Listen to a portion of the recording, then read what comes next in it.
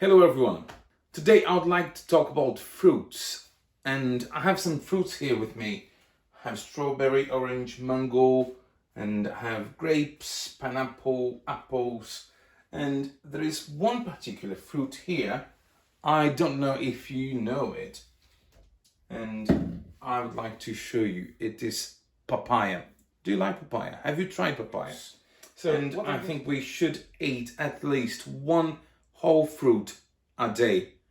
And if you don't like fruits, I think we need to try.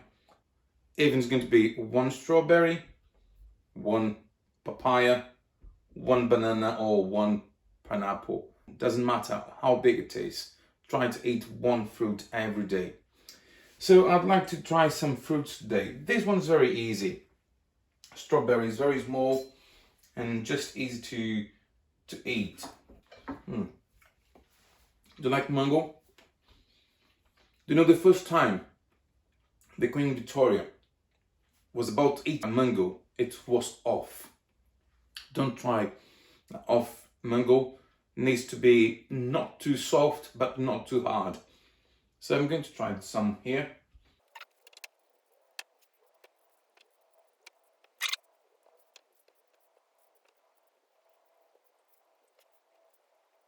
So the mango is very sweet. I'm not sure about this one, the lime. But what I'm going to do now is a salad fruit, and lime has a very important job on this all.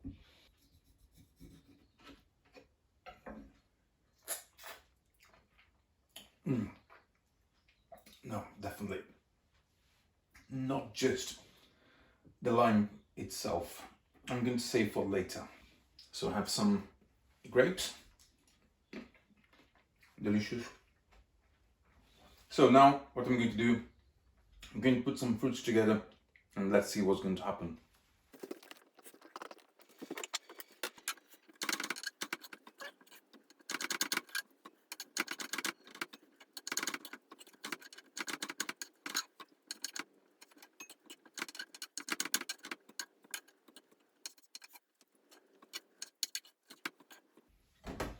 So I have the mango here, papaya,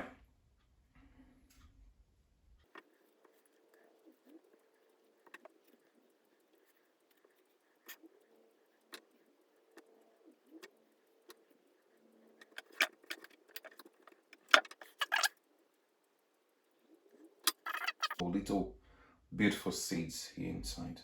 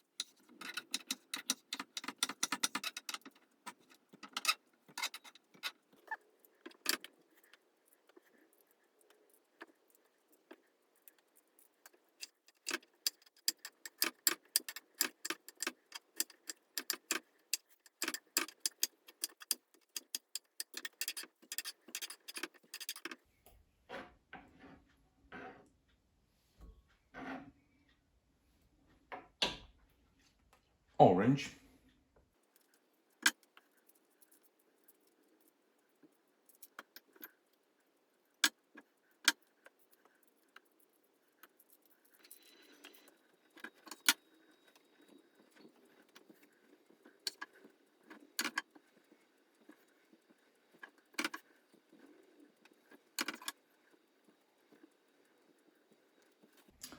Grapes, they are very special. Then sometimes we need to check if the grapes are really good, or sometimes they are very tiny and a bit kind of off. So with the grapes who are off, we just need to throw away. And remember, we're going to talk about this today.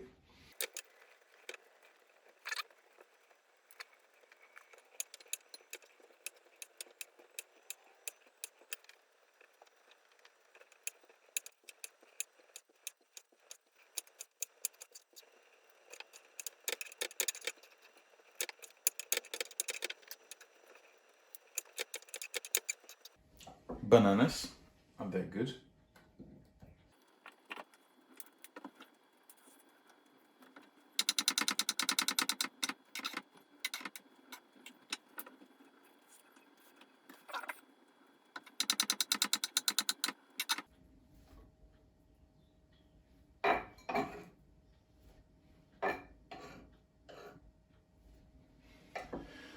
And a very important one, delicious apple.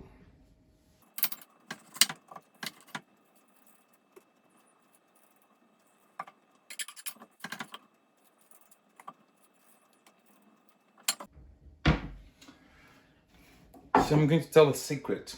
When you're doing the apples, we're going to put the apples separately in another bowl, because if you don't do this, the apple is going to be black.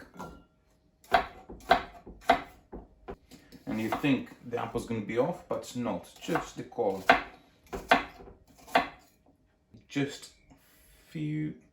Just a little bit of lemon or lime. Just a little bit. So the lime is going to protect the apple to don't lose the color or to get the black color. You can see it's too clear because the lime is protecting. Bigger spoon.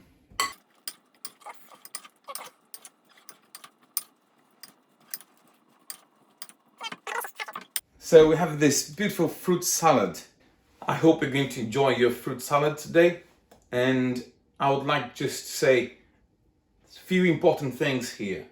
First, the lime. Sometimes we just think it's a bit sour and we think it's not the good taste. So it's not a good fruit. It's delicious fruit, full of vitamins, so it's good. Another thing as well, the grapes. It comes in bunches, and sometimes we can have very good grapes and some others are just off. So what we're going to do with this fruit here, with all these fruits we are talking about today, we're going to have now our Bible reading, and then I will come back. I am the true vine, and my Father is the farmer.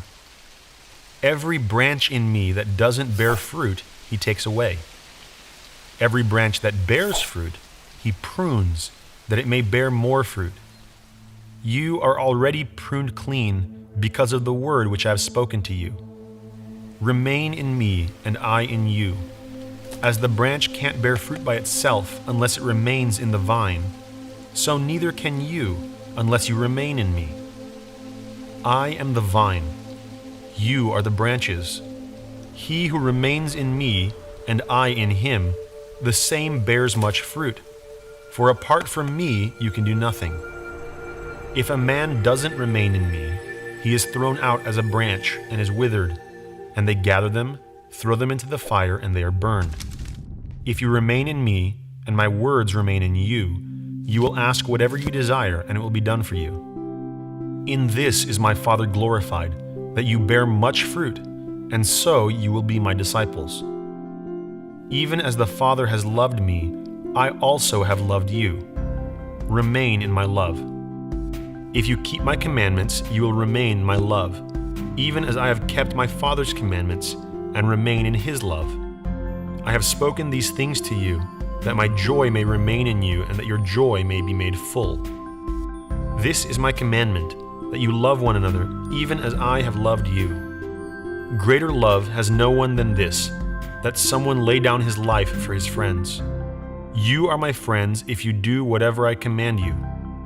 No longer do I call you servants, for the servant doesn't know what his Lord does. But I have called you friends, for everything that I heard from my Father I have made known to you. You didn't choose me, but I chose you and appointed you, that you should go and bear fruit, and that your fruit should remain, that whatever you will ask of the Father in my name, he may give it to you. I command these things to you, that you may love one another.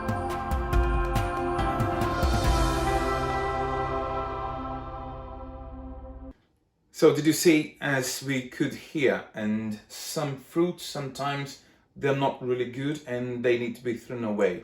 It's like Jesus was talking about the branch. He is the farm grower. He's the farmer. He's the one who looks after the grapevine. So he's looking after us. And sometimes we are not bearing fruits. So what we're going to do, we need to be careful because we need to be pruned. We need to bind. We need to connect with Jesus again. So without Jesus, we cannot do anything. But with Jesus, we can do everything. And another thing he was saying as well was about love and about bear fruits. And this is a very good fruit. So just why I was mentioning this. So to protect. So a bad fruit is the off fruit. A good fruit can be sweet or sour, but have a purpose for that. Jesus is asking us to love God above everything, to love ourselves and to love our neighbor. So it's about love. But to be righteous and to produce good fruits means to have purpose in our life. So we need to be connected with God. Hey kids, do you know where grapes come from? You might just think they appear on the shelf of a grocery store. But actually they're a fruit of a plant and they grow on a vine. When the time is right, little branches come out of those vines. And then little grapes start to grow. Today we're going to learn how Jesus used a parable of grapes to teach lessons. So let's jump in. Jesus starts by saying he is like the grapevine and his father is the gardener. The gardener's job is to cut off the branches that are not producing fruit. This helps the other branches that are producing fruit to produce even more. Then Jesus tells the people that they are like the branches. They can't be healthy if they are not connected to the vine. In other words, if they aren't connected to Jesus, they can't live a life that honors him. And if they aren't connected to the vine, they will eventually die. He ends this parable by talking about love. He told the people they should obey him and stay in his love, just like he stays in the Father's love. He also tells them that they should love each other like he loves them. So what's the point of this grape story? Jesus is the vine and we are the branches. This means we need Jesus in order to grow, just like the vine and the branch. So if we don't have Jesus, we don't grow. If we stay connected to Jesus, we'll produce fruit. This doesn't mean grapes are going to be coming out of your ears. We're talking about the fruit of the Spirit. Things like kindness, goodness, thankfulness, and self-control. These things are important to God. Remember verse. Yes, I am the vine, and you are the branches. Those who remain in me, and I in them, will produce much fruit. For apart from me, you can do nothing. So if we don't have Jesus, we can't produce any fruit. The first fruit of followers of Jesus is love. The reason why Jesus talked about love at the end of the parable is because it's really important. His two greatest commandments is to love God and love others. And because God loves us so much, we need to love him back and love other people. So kids, next time you sit down to eat grapes, make sure you know what makes them grow. And remember, through God, you can also produce fruit. So as I'm going to enjoy my fruit salad now, and I hope you're going to have a great weekend and see you next week. Bye-bye. God bless you.